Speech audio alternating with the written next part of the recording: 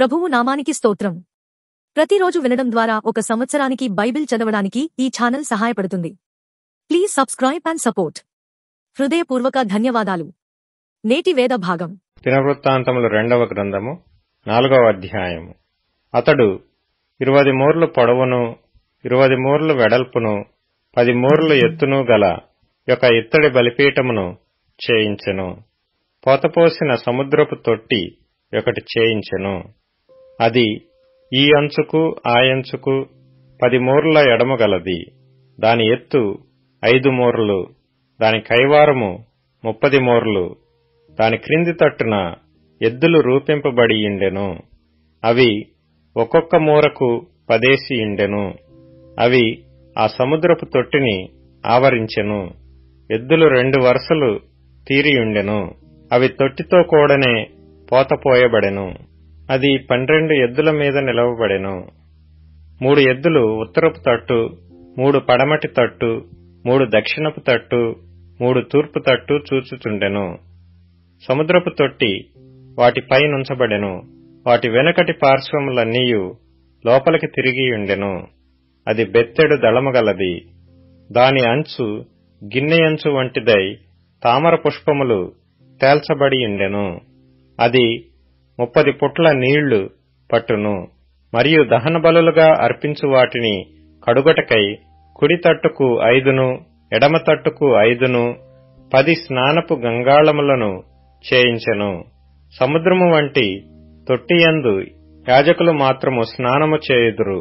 మరియు వాటిని గూర్చిన విధి ననుసరించి 10 బంగారపు దీపస్తంభములను చేయించి దేవాలయమందు కుడి తట్టున 5ను ఎడమ తట్టున 5ను ఉంచెను.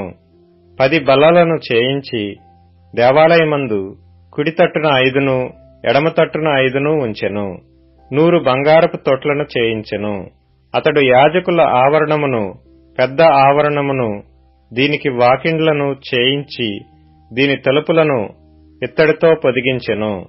సముద్రపు తొట్టిని తూర్పు తట్టున కుడి పార్శ్వమందు దక్షిణ ముఖముగా ఉంచెను.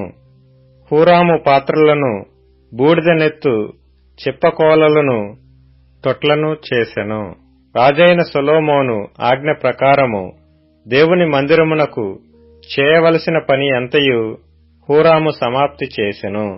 దాని వివరమేమనగా 2 స్తంభములు, వాటి పళ్ళెములు, వాటి పైభాగమునకు చేసిన పీటలు, వీటి పళ్ళెములు, ఆ స్తంభముల శీర్షముల 2 పళ్ళెములను కప్పుటకైన 2 అల్లికలు, ఆ స్తంభముల శీర్షముల 2 పళ్ళెములను కప్పునట్టి అల్లిక, ఆ అల్లికకు 2 వరుసలుగా చేయబడిన 400 దానిమ్మ పళ్ళు, మట్లు మీద నుండు తొట్లు, సముద్రపు తొట్టి, దాని క్రింద నుండు 12 ఎద్దులు, పాత్రలు, బూడిదనెత్తు చిప్పకోలలు, ముండ్ల కొంకులు మొదలైన ఉపకరణములు. వీటిని హూరాము రాజైన సొలొమోను ఆజ్ఞ ప్రకారము యెహోవా మందిరము కొరకు మంచి వన్నెగల ఇత్తడితో చేసెను. యొర్దాను మైదానమందు సుక్కోతునకును జెరేదాతాకును మధ్యను జిగటమంటి భూమియందు రాజు వాటిని పోతపోయించెను. ఎత్తు చూడలేనంత ఇత్తడి తన యొద్దనుండగా సొలొమోను ఈ ఉపకరణములన్నిటినీ బహు విస్తారముగా చేయించెను. దేవుని మందిరమునకు కావలసిన ఉపకరణములన్నిటినీ, బంగారపు పీఠమును, సన్నిధి రొట్టెలు ఉంచు బల్లలను, వాటిని గూర్చిన విధి ప్రకారము గర్భాలయము ఎదుట వెలుగుచుండుటకై ప్రశస్తమైన బంగారపు దీపస్తంభములను, పుష్పములను, ప్రమిదలను, కత్తెరలను, కారులను, తొట్లను, గిన్నెలను, ధూపకలశములను సొలొమోను మేలిమి బంగారముతో చేయించెను. మరియు మందిర ద్వారము లోపలి తలుపులను, అతి పరిశుద్ధ స్థలము యొక్క లోపలి తలుపులను, దేవాలయపు తలుపులను అన్నియు బంగారముతో చేయబడెను. దినవృత్తాంతములు 2వ గ్రంథము 5వ అధ్యాయము. సొలొమోను యెహోవా మందిరమునకు తాను చేసిన పని అంతయు సమాప్తము చేసి తన తండ్రి అయిన దావీదు ప్రతిష్ఠించిన వెండిని బంగారమును ఉపకరణములన్నిటినీ దేవుని మందిరపు బొక్కసములలో చేర్చెను. తరువాత యెహోవా నిబంధన మందసమును సీయోను అను దావీదుపురము నుండి తీసుకొని వచ్చుటకై సొలొమోను ఇశ్రాయేలీల పెద్దలను, ఇశ్రాయేలీల వంశములకు అధికారులకు గోత్రముల పెద్దలనందరినీ యెరూషలేమునందు సమకూర్చెను. 7వ నెలను పండుగ జరుగు కాలమున ఇశ్రాయేలీలందరూ రాజునొద్దకు వచ్చిరి. ఇశ్రాయేలీల పెద్దలందరూ వచ్చిన తరువాత లేవీయులు మందసమును ఎత్తుకొనిరి. రాజైన సొలొమోనును ఇశ్రాయేలీల సమాజకులందరూ సమకూడి లెక్కింపశక్యము కాని గొర్రెలను పశువులను బలిగా అర్పించిరి. లేవీయులను యాజకులను మందసమును సమాజపు గుడారమును గుడారమందుండు ప్రతిష్ఠితములగు ఉపకరణములన్నిటినీ తీసుకొని వచ్చిరి. మరియు యాజకులు యెహోవా నిబంధన మందసమును తీసుకొని గర్భాలయమగు అతి పరిశుద్ధ స్థలమందు కెరూబుల రెక్కల క్రింద దానిని ఉంచిరి. మందసముండు స్థలమునకు మీదుగా కెరూబులు తమ 2 రెక్కలను చాచుకొని మందసమును దాని దండెలను కమ్మెను. వాటి కొనలు గర్భాలయము ఎదుట కనబడినంత పొడవుగా ఆ దండెలుంచబడెను గాని అవి బయటకు కనబడలేదు. నేటి వరకు అవి అచటనే ఉన్నవి. ఇశ్రాయేలీలు ఐగుప్తులో నుండి బయలువెళ్లిన తరువాత యెహోవా హోరేబునందు వారితో నిబంధన చేసినప్పుడు మోషే ఆ మందసమునందు ఉంచిన 2 రాతి పలకలు తప్ప దాని యందు మరేమీయూ లేదు. యాజకులు పరిశుద్ధ స్థలము నుండి బయలుదేరి వచ్చినప్పుడు అచ్చట కూడియున్న యాజకులందరూ తమ వంతులు చూడకుండా తమను తాము ప్రతిష్ఠించుకొనిరి. ఆసాపు, హేమాను, యెదూతూనుల సంబంధమైన వారును వారి కుమారులకును సహోదరులకును సంబంధికులకు పాఠకులైన లేవీయులందరూ సన్నపునార వస్త్రములను ధరించుకొని తాళములను, తంబురలను, సితారాలను చేతపట్టుకుని బలిపీఠమునకు తూర్పు తట్టున నిలిచిరి. వారితో కూడా బోర్లు ఊదు యాజకులు 120 మంది నిలిచిరి. బోర్లు ఊదువారును పాఠకులను ఏకస్వరముతో యెహోవాకు కృతజ్ఞతాస్తుతులు చెల్లించుచు గానము చేయగా యాజకులు పరిశుద్ధ స్థలములో నుండి బయలు వెళ్లి ఆ బోర్లతోనూ తాళములతోనూ వాద్యములతోనూ కలిసి స్వరమెత్తి యెహోవా దయాళుడు, ఆయన కృప నిరంతరముండునని స్తోత్రము చేసిరి. అప్పుడొక మేఘము యెహోవా మందిరము నిండా నిండెను. యెహోవా తేజస్సుతో దేవుని మందిరము నిండుకొనగా సేవ చేయుటకు యాజకులు ఆ మేఘమున్న చోట నిలవలేకపోయిరి. దినవృత్తాంతముల 2వ గ్రంథము 6వ అధ్యాయము. అప్పుడు సొలొమోను ఈలాగు ప్రకటన చేసెను. గడాంధకారమందు నేను నివాసము చేయుదునని యెహోవా సెలవిచ్చి ఉన్నాడు. నీవు నిత్యము కాపురముండుటకై నిత్య నివాస స్థలముగా నేనొక ఘనమైన మందిరమును నీకు కట్టించి ఉన్నాను అని చెప్పి రాజు తన ముఖము ప్రజల తట్టు త్రిప్పుకొని ఇశ్రాయేలీల సమాజకులందరూ నిలుచుచుండగా వారిని దీవించెను. మరియు రాజు ఇట్లు ప్రకటన చేసెను. నా తండ్రి అయిన దావీదునకు మాట ఇచ్చి తానే స్వయముగా నెరవేర్చిన ఇశ్రాయేలీల దేవుడైన యెహోవాకు స్తోత్రము కలుగునుగాక. ఆయన సెలవిచ్చినదేమనగా, నేను నా జనులను ఐగుప్తు దేశములో నుండి రప్పించిన దినము మొదలుకొని నా నామముండుటకై ఒక మందిరమును కట్టింపవలనని నేను ఇశ్రాయేలీల గోత్రస్థానములలో ఏ పట్టణమునైనను కోరుకొనలేదు. నా జనులైన ఇశ్రాయేలీల మీద అధిపతిగా నుండుటకై ఏ మనుష్యుని అయినను నేను నియమింపలేదు. ఇప్పుడు నా నామముండుటకై యెరూషలేమును కోరుకొంటిని. నా జనులైన ఇశ్రాయేలీల మీద అధిపతిగా నుండుటకై దావీదును కోరుకొంటిని. ఇశ్రాయేలీల దేవుడైన యెహోవా నామ ఘనత కొరకు ఒక మందిరమును కట్టింపవలనని నా తండ్రి అయిన దావీదు మనోభిలాష గలవాడాయెను. అయితే యెహోవా నా తండ్రి అయిన దావీదుతో సెలవిచ్చినదేమనగా, నా నామఘనత కొరకు మందిరమును కట్టింపవలనని నీవు ఉద్దేశించిన ఉద్దేశము మంచిదే గాని నీవు ఆ మందిరమును కట్టరాదు. నీకు పుట్టబోవు నీ కుమారుడే నా నామమునకు ఆ మందిరమును కట్టును. అప్పుడు తాను అట్లు చెప్పియున్న మాటను యెహోవా ఇప్పుడు నెరవేర్చియున్నాడు. యెహోవా సెలవు ప్రకారము నేను నా తండ్రి అయిన దావీదునకు ప్రతిగా రాజునై ఇశ్రాయేలీల రాజాసనమందు కూర్చుండి ఇశ్రాయేలీల దేవుడైన యెహోవాకు మందిరమును కట్టించి యెహోవా ఇశ్రాయేలీలతో చేసిన నిబంధనకు గురుతైన మందసమును దానియందు ఉంచితినని చెప్పి ఇశ్రాయేలీలందరూ సమాజముగా కూడి చూచుచుండగా యెహోవా బలిపీఠము ఎదుట నిలిచి తన చేతులు చాపి ప్రార్థన చేసెను. తాను చేయించిన 5 మూరల పొడవును 5 మూరల వెడల్పును 3 మూరల ఎత్తును గల ఇత్తడి చప్పరమును ముంగిటి ఆవరణమునందుంచి దానిమీద నిలిచియుండి సమాజముగా కూడియున్న ఇశ్రాయేలీలందరి ఎదుటను మోకాళ్లూని చేతులు ఆకాశము వైపు చాపి సొలొమోను ఇట్లని ప్రార్థన చేసెను. యెహోవా ఇశ్రాయేలీల దేవా, హృదయపూర్వకముగా నిన్ను అనుసరించు నీ భక్తులకు నిబంధనను నెరవేర్చుచు కృపను చూపుచూ నుండు. నీ వంటి దేవుడు ఆకాశమందైనను భూమియందైనను లేడు. నీ సేవకుడైన దావీదు అను నా తండ్రితో నీవు సెలవిచ్చిన మాట నెరవేర్చియున్నావు. నీవు వాగ్దానము చేసి ఈ దినమున కనబడుచున్నట్టుగా దానిని నెరవేర్చియున్నావు.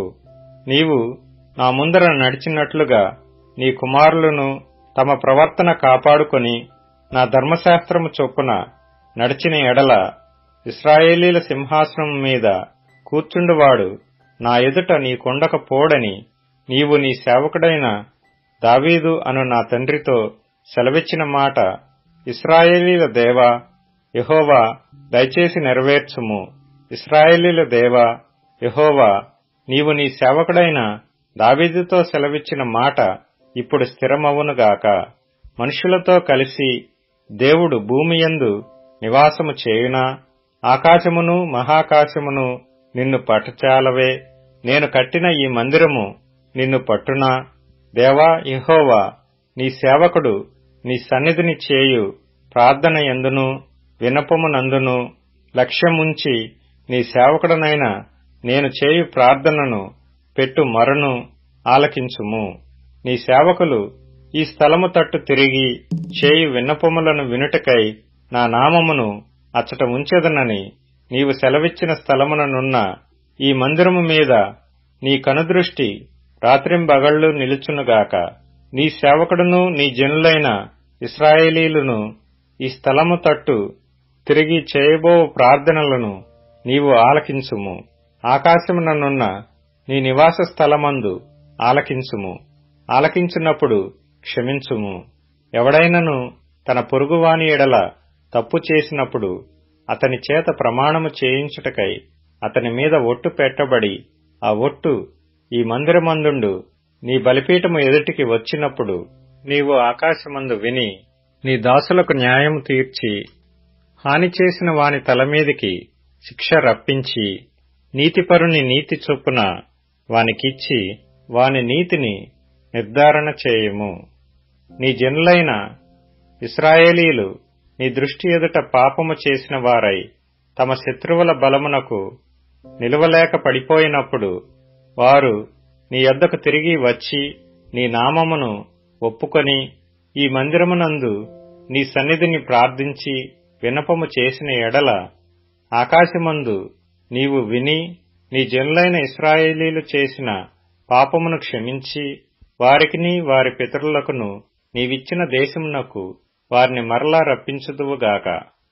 వారు నీ దృష్టి ఎదుట పాపము చేసినందున ఆకాశము మూయబడి వాన కురియకున్నప్పుడు వారు ఈ స్థలము తట్టు తిరిగి ప్రార్థన చేసి నీ నామమును ఒప్పుకొని నీవు వారిని శ్రమపెట్టినప్పుడు వారు తమ పాపములను విడిచిపెట్టి తిరిగిన ఎడల ఆకాశమందున్న నీవు ఆలకించి నీ సేవకులను నీ జనులను ఇశ్రాయేలీలు చేసిన పాపమును క్షమించి వారు నడవవలసిన మంచి మార్గము వారికి బోధించి నీవు నీ జనులకు స్వాస్థ్యముగా ఇచ్చిన నీ దేశమునకు వాన దయచేయుదువుగాక. దేశమునందు కరువుగాని తెగులుగాని కనబడినప్పుడైనను, గాడ్పు దెబ్బగాని చిత్తపట్టుటగాని తగిలినప్పుడైనను, మిడతలుగాని చీడ పురుగులుగాని దండు దిగినప్పుడైనను, వారి శత్రువులు వారి దేశపు పట్టణములలో వారిని ముట్టడి వేసినప్పుడైనను, ఏ బాధగాని ఏ రోగముగాని వచ్చినప్పుడైనను, ఎవడైనను ఇశ్రాయేలీలగు నీ జనులందరూ కలిసి అయినను నొప్పిగాని కష్టముగాని అనుభవించుచు ఈ మందిరము తట్టు చేతులు చాపి చేయు విన్నపములన్నీయు ప్రార్థనలన్నీయు నీ నివాస స్థలమైన ఆకాశము నుండి నీవు ఆలకించి క్షమించి, నీవు మా పితరులకిచ్చిన దేశమందు వారు తమ జీవిత కాలమంతయు నీ యందు భయభక్తులు కలిగి నీ మార్గములలో నడుచున్నట్లుగా వారి వారి హృదయములను ఎరిగియున్న నీవు వారి సకల ప్రవర్తనకు తగినట్లు ప్రతిఫలమును దయచేయుదువుగాక. నీవు ఒక్కడవే మానవుల హృదయము నెరిగిన వాడవు గదా, మరియు నీ జనులైన ఇశ్రాయేలీల సంబంధులు కాని అన్యులు నీ ఘనమైన నామమును గూర్చియు నీ బాహుబలమును గూర్చియు చాచిన చేతులను గూర్చియు వినిన వారై దూరదేశము నుండి వచ్చి ఈ మందిరము తట్టు తిరిగి విన్నపము చేసినప్పుడు నీ నివాస స్థలముగు ఆకాశము నుండి నీవు వారి ప్రార్థనను అంగీకరించి నీ జనులకు ఇశ్రాయేలీలు తెలుసుకొనినట్లు భూజనులందరూ నీ నామము తెలుసుకొని నీయందు భయభక్తులు కలిగి నేను కట్టిన ఈ మందిరమునకు నీ పేరు పెట్టబడినని గ్రహించున్నట్లుగా ఆ అన్యులు నీకు మొర్రపెట్టిన దానిని నీవు దయచేయుదువుగాక. నీ జనులు నీవు పంపిన మార్గమందు తమ శత్రువులతో యుద్ధము చేయుటకై బయలుదేరనుద్దేశించి నీవు కోరుకొనిన ఈ పట్టణము తట్టును నీ నామమునకు నేను కట్టించిన ఈ మందిరము తట్టు తిరిగి విన్నపము చేసిన ఎడల ఆకాశము నుండి నీవు వారి విన్నపమును ప్రార్థనను ఆలకించి వారి కార్యమును నిర్వహించుదువుగాక. పాపము చేయని వాడెవడనూ లేడు గనుక వారు నీ దృష్టి ఎదుట పాపము చేసినప్పుడు నీవు వారి మీద ఆగ్రహించి శత్రువుల చేతికి వారిని అప్పగింపగా చెరపట్టు వారు వారిని దూరమైనట్టిగాని సమీపమైనట్టిగాని తమ దేశములకు పట్టుకొని పోగా వారు చెరకుపోయిన దేశమందు బుద్ధి తెచ్చుకొని మనసు త్రిప్పుకొని మేము పాపము చేసితిమి, దోషులమైతిమి, భక్తిహీనముగా నడిచితిమి అని ఒప్పుకొని తాము చెరలోనున్న దేశమందు పూర్ణ హృదయముతోనూ పూర్ణాత్మతోనూ నీ యొద్దకు మళ్లుకొని తమ పితరులకు నీవిచ్చిన తమ దేశము మీదికిని నీవు కోరుకొనిన ఈ పట్టణము మీదికిని నీ నామఘనత కొరకు నేను కట్టించిన ఈ మందిరము మీదికిని మనస్సు త్రిప్పి విన్నపము చేసిన ఎడల నీ నివాస స్థలమైన ఆకాశము నుండి నీవు వారి విన్నపమును ప్రార్థనను ఆలకించి వారి కార్యమును నిర్వహించి నీ దృష్టి ఎదుట పాపము చేసిన నీ జనులను క్షమించుదువుగాక. నా దేవా, ఈ స్థలమందు చేయబడు విన్నపము మీద నీ కనుదృష్టి ఇంచుదువుగాక. నీ చెవులు దానిని ఆలకించునుగాక. నా దేవా యెహోవా, బలమునకాధారమగు నీ మందసమును దృష్టించి లెమ్ము. నీ విశ్రాంతి స్థలమందు ప్రవేశించుము. దేవా యెహోవా, నీ యాజకులు రక్షణ ధరించుకొందురుగాక.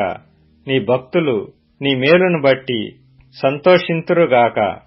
దేవా యెహోవా, నీవు నీ చేత అభిషేకము నొందిన వానికి పరాణ్ముఖుడవై ఉండకుము. నీవు నీ భక్తుడైన దావీదునకు వాగ్దానము చేసిన కృపలను జ్ఞాపకము చేసుకొనుము. లూకాసు వార్త 11వ అధ్యాయం. ఆయన ఒక చోట ప్రార్థన చేయుచుండెను. ప్రార్థన చాలించిన తరువాత ఆయన శిష్యులలో ఒకడు, ప్రభువా, యోహాను తన శిష్యులకు నేర్పినట్టుగా మాకును ప్రార్థన చేయ నేర్పుమని ఆయనను అడిగెను. అందుకు ఆయన, మీరు ప్రార్థన చేయునప్పుడు, తండ్రి, నీ నామము పరిశుద్ధపరచబడునుగాక, నీ రాజ్యము వచ్చునుగాక, మాకు కావలసిన అనుదినాహారము దినదినము మాకు దయచేయుము. మేము మాకిచ్చియున్న ప్రతి వానిని క్షమించుచున్నాము గనక మా పాపములను క్షమించుము, మమ్మను శోధనలోనికి తేకుము అని పలుకుడని వారితో చెప్పెను.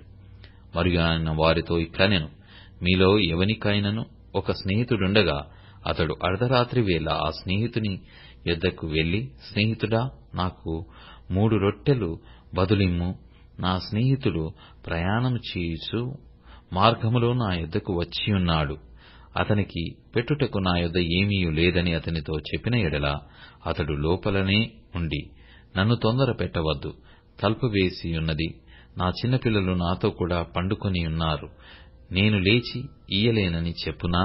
అతడు తన స్నేహితుడైనందున లేచి ఇయ్యకపోయినను అతడు సిగ్గుమాలి మాటిమాటికి అడుగుట వలనను లేచి అతనికి కావలసినయు ఇచ్చును అని మీతో చెప్పుచున్నాను. అటువలే మీరును అడుగుడి మీకియ్యబడును, వెదకుడి మీకు దొరకును, తట్టుడి మీకు తీయబడును. అడుగు ప్రతి వానికి ఇయ్యబడును, వెదుకువానికి దొరుకును, తట్టువానికి తీయబడునని మీతో చెప్పుచున్నాను. మీలో తండ్రి అయిన వాడు తన కుమారుడు చేపనడిగితే చేపను ప్రతిగా పామునిచ్చునా? గుడ్డునడిగితే తేలునిచ్చునా?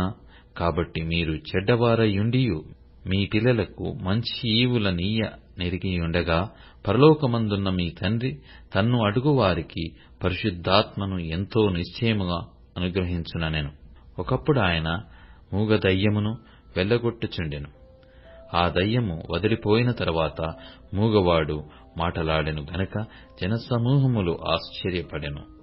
అయితే వారిలో కొందరు, వీడు దయ్యములను అధిపతి అయిన బయల్జెబూలు వలన దయ్యములను వెళ్లగొట్టుచున్నాడని చెప్పుకొనిరి. మరికొందరు ఆయనను శోధించుచు పరలోకము నుండి ఒక సూచక క్రియను చూపమని ఆయననడిగిరి. ఆయన వారి ఆలోచనలను ఎరిగి వారితో ఇట్లనెను, తనకు తానే వ్యతిరేకముగా వేరుపడిన ప్రతి రాజ్యమును పాడైపోవును, తనకు తానే విరోధమైన ఇల్లు కూలిపోవును. సాతానును తనకు వ్యతిరేకముగా తానే వేరుపడిన ఎడల వాని రాజ్యం ఎలాగూ నిలుచును? నేను బయల్జెబూలు వలన దయ్యములను వెళ్లగొట్టుచున్నానని మీరు చెప్పుచూ ఉన్నారే. నేను బయల్జెబూలు వలన దయ్యములను వెళ్లగొట్టుచున్న ఎడల మీ కుమారులు ఎవని వలన వెళ్లగొట్టుచున్నారు? అందుచేత వారే మీకు తీర్పరులయ్యుందురు. అయితే నేను దేవుని వ్రేలితో దయ్యములను వెళ్లగొట్టుచున్న ఎడల నిశ్చయముగా దేవుని రాజ్యము మీ యొద్దకు వచ్చియున్నది. బలవంతుడు ఆయుధములు ధరించుకొని తన ఆవరణమును కాచుకొనున్నప్పుడు అతని సొత్తు భద్రముగా ఉండును. అయితే అతని కంటే బలవంతుడైన ఒకడు అతని పైబడి జయించునప్పుడు అతడు నమ్ముకొనిన ఆయుధములనన్నిటినీ లాగుకొని అతని ఆస్తిని పంచిపెట్టును. నా పక్షమున ఉండువాడు నాకు విరోధి, నాతో సమకూర్చని వాడు చెదరగొట్టువాడు. అపవిత్రాత్మ యొక్క మనిషిని వదిలిపోయిన తరువాత అది విశ్రాంతి వెదుకుచు నీరులేని చోట్లు తిరుగుచుండును. విశ్రాంతి దొరికినందున నేను విడిచి వచ్చిన నా ఇంటికి తిరిగి వెళ్ళుదుననుకొని వచ్చి ఆ ఇల్లు ఊడ్చి అమర్చియుండుట చూచి వెళ్లి తనకంటే చెడ్డవైన మరి 7 అపవిత్ర ఆత్మలను వెంటబెట్టుకొని వచ్చును. అవి అందులో ప్రవేశించి అక్కడనే కాపురముండును. అందుచేత ఆ మనుష్యుని కడపటి స్థితి మొదటి దానికంటే చెడ్డదగునని చెప్పెను. ఆయన ఈ మాటలు చెప్పుచుండగా సమూహములో నున్న ఒక స్త్రీ ఆయనను చూచి, నిన్ను మోసిన గర్భమును నీవు కుడిచిన స్తనములను ధన్యములైనవి అని కేకలు వేసి చెప్పగా, ఆయన అవును గాని దేవుని వాక్యము విని దానిని గైకొను వారు మరి ధన్యులని చెప్పెను. మరియు జనులు గుంపులుగా కూడినప్పుడు ఆయన ఇలాగు చెప్పసాగాను, ఈ తరము వారు దుష్ట తరము వారయ్యుండి సూచక క్రియనడుగుచున్నారే. అయితే యోనాను గూర్చిన సూచక క్రియయే కాని మరి ఏ సూచక క్రియయు వీరికి అనుగ్రహింపబడదు. యోనా నినివే పట్టణములకు ఎలాగూ సూచనగా ఉండెనో అలాగే మనుష్య కుమారుడును ఈ తరము వారికి సూచనగా ఉండును. దక్షిణ దేశపు రాణి విమర్శకాలమున ఈ తరము వారితో కూడా లేచి వారి మీద నేరస్థాపన చేయును. ఆమె సొలొమోను జ్ఞానము వినుటకు భూమ్యంతముల నుండి వచ్చెను. ఇదిగో సొలొమోను కంటే గొప్పవాడిక్కడ ఉన్నాడు. నినివే మనుష్యులు విమర్శ కాలమున ఈ తరము వారితో కూడా నిలువబడి వారి మీద నేరస్థాపన చేయుదురు. వారు యోనా ప్రకటన విని మారుమనస్సు పొందిరి. ఇదిగో యోనా కంటే గొప్పవాడిక్కడ ఉన్నాడు. ఎవడనూ దీపము వెలిగించి చాటు చోటునైనను కుంచము క్రిందనైనను పెట్టడు గాని లోపలికి వచ్చువారికి వెలుగు కనబడుటకు దీపస్తంభము మీద పెట్టును.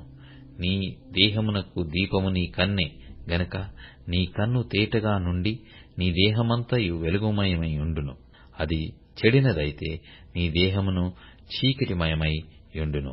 కాబట్టి నీలో నుండు వెలుగు చీకటి ఉండకుండా చూచుకొనుము. ఏ భాగమైనను చీకటి కాక నీ దేహమంతయు వెలుగు మయమైతే దీపము తన కాంతిని నీకు వెలిగించినప్పుడు ఎలాగుండునో అలాగు దేహమంతయు వెలుగుమయమై ఉండునని చెప్పాను. ఆయన మాటలాడుచుండగా ఒక పరిసయ్యుడు తనతో కూడా భోజనము చేయమని ఆయనను పిలవగా ఆయన లోపలికి వెళ్లి భోజన పంక్తిని కూర్చుండెను. ఆయన భోజనమునకు ముందుగా స్నానము చేయలేదని ఆ పరిసయ్యుడు చూచి ఆశ్చర్యపడెను. అందుకు ప్రభువిట్లనెను, పరిసయ్యులైన మీరు గిన్నెయు పల్లెమును వెలుపల శుద్ధి చేయుదురు గాని మీ అంతరంగము దోపుతోనూ చెడుతనముతోనూ నిండియున్నది. అవివేకులారా, వెలుపలి భాగమును చేసినవాడు లోపటి భాగమును చేయలేదా? కాగా మీకు కలిగినవి ధర్మము చేయుడి, అప్పుడు మీకన్నీయు శుద్ధిగా ఉండును. అయ్యో పరిసయ్యులారా, మీరు పుదీనా సతాప మొదలైన ప్రతి కూరలోనూ 10వ వంతు చెల్లించుచున్నారే గాని న్యాయమును దేవుని ప్రేమను విడిచిపెట్టుచున్నారు. వాటిని మానక వీటిని చేయవలసి ఉన్నది. అయ్యో పరిసయ్యులారా, మీరు సమాజ మందిరములలో అగ్రపీఠములను సంత వీధులలో వందనములను కోరుచున్నారు. అయ్యో, మీరు కనబడని సమాధుల వలె ఉన్నారు. వాటి మీద నడుచు మనుష్యులు అవి సమాధులని ఎరగరనెను. అప్పుడు ధర్మశాస్త్రోపదేశకుడు, బోధకుడా, ఇలాగు చెప్పి మమ్మను కూడా నిందించుచున్నావని ఆయనతో చెప్పగా ఆయన, అయ్యో ధర్మశాస్త్రోపదేశకులారా, మోయ శక్యము కాని బరువులను మీరు మనుషుల మీద మోపుదురు గాని మీరు ఒక వ్రేలితోనైనను ఆ బరువులను ముట్టరు. అయ్యో, మీ పితరులు చంపిన ప్రవక్తల సమాధులను మీరు కట్టించుచున్నారు. కావున మీరు సాక్షులై మీ పితరుల కార్యములకు సమ్మతించుచున్నారు. వారు ప్రవక్తలను చంపిరి, మీరు వారి సమాధులను కట్టించుదురు. అందుచేత దేవుని జ్ఞానము చెప్పినదేమనగా, నేను వారి యొద్దకు ప్రవక్తలను అపోస్తలులను పంపుదును. వారు కొందరిని చంపుదురు, కొందరిని హింసింతురు. కాబట్టి లోకము పుట్టినది మొదలుకొని, అనగా హేబేలు రక్తము మొదలుకొని బలిపీఠమును మందిరమునకును మధ్యన నశించిన జకర్య రక్తము వరకు చిందింపబడిన ప్రవక్తలందరి రక్తము నిమిత్తము ఈ తరము వారు విచారింపబడుదురు. నిశ్చయముగా ఈ తరము వారు ఆ రక్తము నిమిత్తము విచారింపబడుదురని మీతో చెప్పుచున్నాను. అయ్యో ధర్మశాస్త్రోపదేశకులారా, మీరు జ్ఞానమును తాళపు చెవిని ఎత్తుకొని పోతిరి. మీరును లోపల ప్రవేశింపరు, ప్రవేశించు వారిని అడ్డగింతురని చెప్పెను. ఆయన అక్కడ నుండి వెళ్ళినప్పుడు శాస్త్రులను పరిసయ్యులను ఆయన మీద నిండ పగబట్టి ఆయన మీద నేరము మోపవలెనని యుండి, ఆయన నోటి నుండి వచ్చు ఏ మాటనైనను పట్టుకొనుటకు పొంచి వెదుకుచు చాలా సంగతులను గూర్చి ఆయనను మాటలాడింపసాగిరి. సామెతల గ్రంథం 31వ అధ్యాయము. రాజైన లెమూయేలు మాటలు అతని తల్లి అతనికుపదేశించిన దేవోక్తి. నా కుమారుడా, నేనేమందును? నేను కన్న కుమారుడా, నేనేమందును? నా మృక్కులు మ్రొక్కి కనిన కుమారుడా, నేనేమందును? నీ బలమును స్త్రీలకియ్యకుము, రాజులను నశింపజేయు స్త్రీలతో సహవాసము చెయ్యకుము. ద్రాక్షారసము త్రాగుట రాజులకు తగదు, లెమూయేలు, అది రాజులకు తగదు. మద్యపానాసక్తి అధికారులకు తగదు, త్రాగిన ఎడల వారు కట్టడలను మరుతురు. దీనులకందరికి అన్యాయము చేయుదురు. ప్రాణము పోచున్న వానికి మద్యము నీయుడి, మనోవ్యాకులము గలవారికి ద్రాక్షారసము నీయుడి. వారు త్రాగి తమ పేదరికము మరుతురు, తమ శ్రమను ఇక తలంచకుందురు. మూగవారికిని దిక్కులేని వారికందరికిని న్యాయము జరుగునట్లు నీ నోరు తెరువుము. నీ నోరు తెరచి న్యాయముగా తీర్పు తీర్చుము. దీనులకును శ్రమపడు వారికిని దరిద్రులకును న్యాయము జరిగింపుము. గుణవతి అయిన భార్య దొరుకుట అరుదు, అది ముత్యము కంటే అమూల్యమైనది. ఆమె పెనిమిటి ఆమె యందు నమ్మకయుంచును. అతని లాభప్రాప్తికి వెలితి కలగదు. ఆమె తాను బ్రతుకు దినములన్నీయు అతనికి మేలు చేయును గాని కీడేమీయూ చేయదు. ఆమె గొర్రెబొచ్చును అవిసెనారను వెదుకును, తన చేతులారా వాటితో పనిచేయును. వర్తకపు ఓడలు దూరము నుండి ఆహారము తెచ్చునట్లు ఆమె దూరము నుండి ఆహారము తెచ్చుకొనును. ఆమె చీకటితోనే లేచి తన ఇంటివారికి భోజనము సిద్ధపరచును. తన పనికత్తెలకు భత్యము ఏర్పరచును. ఆమె పొలమును చూచి దానిని తీసుకొనును. తాము కూడబెట్టిన ద్రవ్యము పెట్టి ద్రాక్ష తోట ఒకటి నాటించును. ఆమె నడికట్టు చేత నడుము బలపరుచుకొని చేతులతో బలముగా పనిచేయును. తన వ్యాపార లాభము అనుభవముచ్చే తెలుసుకొనును. రాత్రివేళ ఆమె ధూపము ఆరిపోదు. ఆమె పంటెను చేత పట్టుకొనును. తన వ్రేళ్లతో కుదురు పట్టుకొని వడుకును. దీనులకు తన చెయ్యి చాపును, దరిద్రులకు తన చేతులు చాపును. తన ఇంటి వారికి చలి తగులునని భయపడదు. ఆమె ఇంటి వారందరూ రక్తవర్ణ వస్త్రములు ధరించిన వారు. ఆమె పరుపులను సిద్ధపరచుకొనును. ఆమె బట్టలు సన్నని నారబట్టలు, రక్తవర్ణపు వస్త్రములు. ఆమె పెనిమిటి దేశపు పెద్దలతో కూడా కూర్చుండును. గవిని యొద్ద పేరుగొనినవాడైయుండును. ఆమె నారబట్టలు నేయించి అమ్మును, నడికట్లును వర్తకులకు అమ్మును. బలమును ఘనతయు ఆమెకు వస్త్రములు. ఆమె రాబోవు కాలము విషయమై నిర్భయముగా ఉండును. జ్ఞానము కలిగి తన నోరు తెరచును. కృపగల ఉపదేశము ఆమె బోధించును. ఆమె తన ఇంటి వారి నడతలను బాగుగా కనిపెట్టును. పనిచేయకుండా ఆమె భోజనము చేయదు. ఆమె కుమారులు లేచి ఆమెను ధన్యురాలందురు.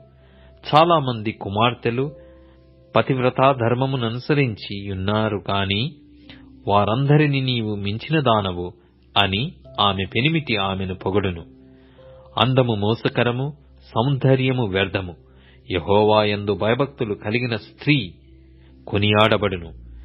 చేసిన పనిని బట్టి అట్టిదానికి ప్రతిఫలమియ్యదగును.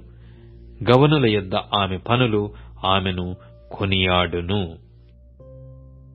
ఇప్పుడు tune in, Spotify, Amazon music మరియు యూట్యూబ్ మ్యూజిక్ లో కూడా అందుబాటులో ఉంది. Please follow us.